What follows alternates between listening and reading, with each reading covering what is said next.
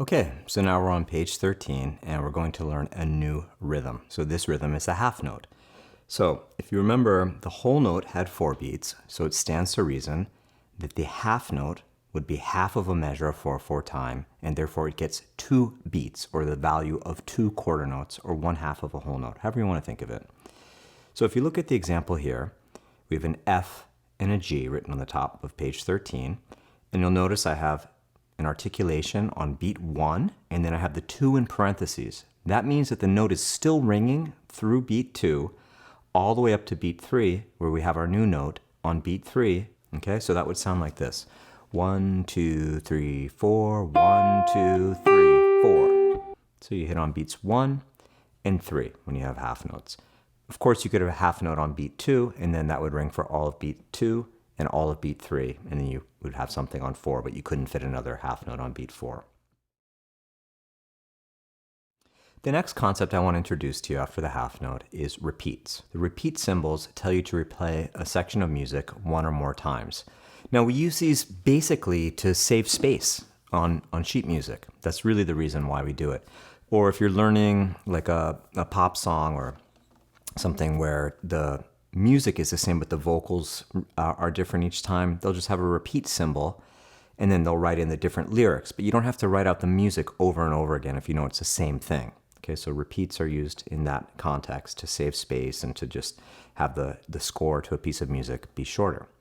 So let's look at a few different examples of how we might encounter the repeat symbol.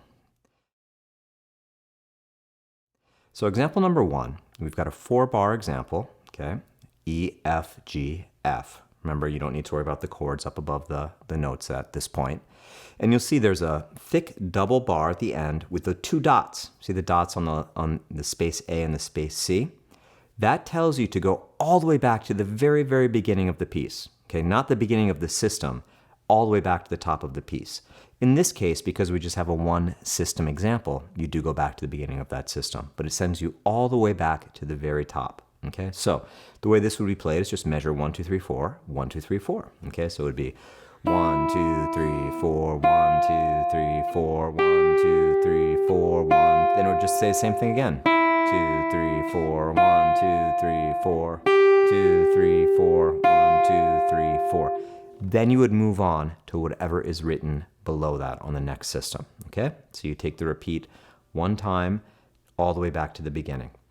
When you encounter that repeat symbol again, you just play right through it.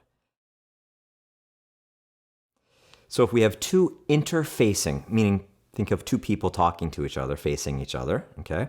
So in this example, you would play measures 1, 2, 3, 4.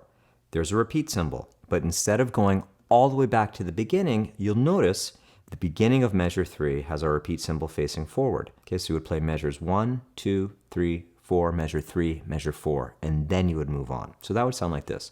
1, 2, 3, 4, 2, 3, 4, 2, 3, 4, 1, 2, 3, 4, 1, 2, 3, 4, 1, 2, 3, 4, 1, 2, 3, 4. Then you move on. The bottom of the page, this is something that is really ambiguous, and you're not going to encounter it in my book, and you rarely encounter it in music, but I wanted to mention it to you. Unless otherwise noted, all repeats are played only 1 time.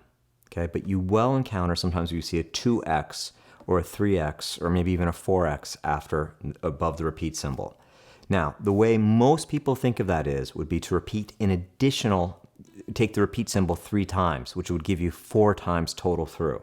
But you really need to speak with whoever's leading the rehearsal, the ensemble, the composer, because sometimes people write 3 times, meaning play 3 times total, which would mean just take the repeat twice. But for me and most people, what it means is if I see that 3x, I would play that example 4 times through. Once through, and then repeat it 3 times, so it would be 16 bars total.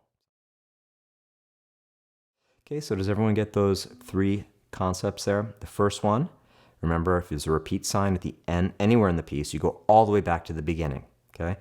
Unless you see the interfacing repeat symbols like we have in example number 2.